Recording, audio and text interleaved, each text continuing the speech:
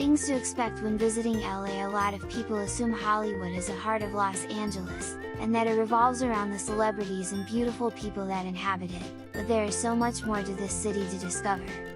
Find out what is true and what isn't about living in LA before visiting, and be pleasantly surprised. LA is huge. In terms of distance, the city sprawls out widely between the Santa Monica Mountains on the west side and the San Gabriel Mountains on the east. Downtown is 30 miles away from the beach, and it could take almost an hour to get from one side to the other. Essentially, travelers can be in the city still, yes, and still be really far away from something also technically in Los Angeles. The traffic really is as bad as they say it is. Again, this is why it could take almost an hour or more to get across the city during rush hours. Visitors planning ambitious daily schedules should keep this in mind before trying to do Griffith Observatory to dinner in Venice in a matter of hours. It could really put a damper on things if traffic causes a lost reservation. Don't expect to rely on public transportation. Renting a car is a must. Although it's being improved currently with the opening of a new expo line stretching from downtown to Santa Monica Beach, public transportation in the city is not comprehensive, and it is not that easy to get around the entirety of LA using only the subways and bus systems.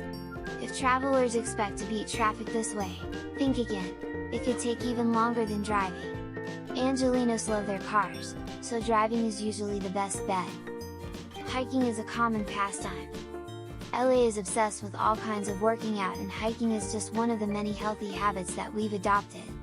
There are popular trails all over the city and beyond, especially Runyon Canyon, where it's trendy to be seen in workout clothes briskly walking dogs and taking the casual photo opportunity.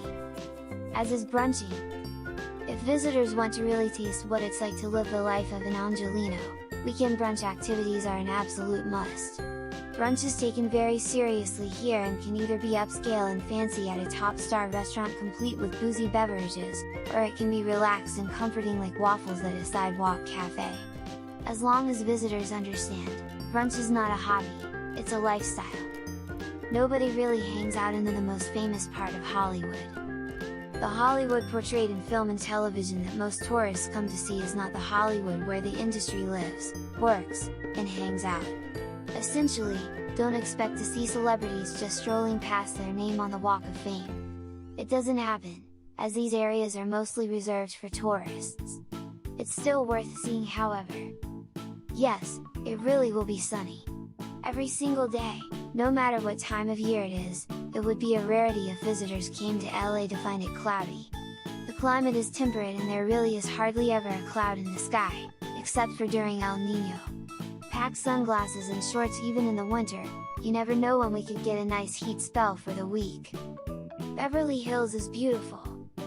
And so are the people in it. It is also somewhat of a touristy place to hang out, due to the popularity of the gorgeous shops and boutique stores on Rodeo Drive.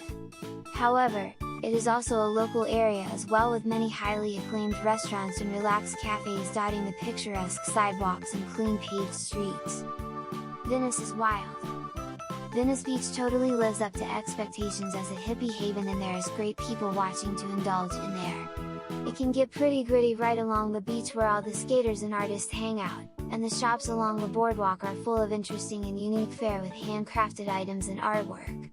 Tourists are welcome here, and it's a great place to get a real feel for the relaxed California beach vibes. There's too much to do. The number one aspect that visitors should expect when coming to LA is that it is nearly impossible to do and see everything in one visit. Even the best laid plans couldn't accomplish it, because the city is always changing and coming up with new diversions. The best advice must be to take advice from a local, go with the flow and see where the city takes you.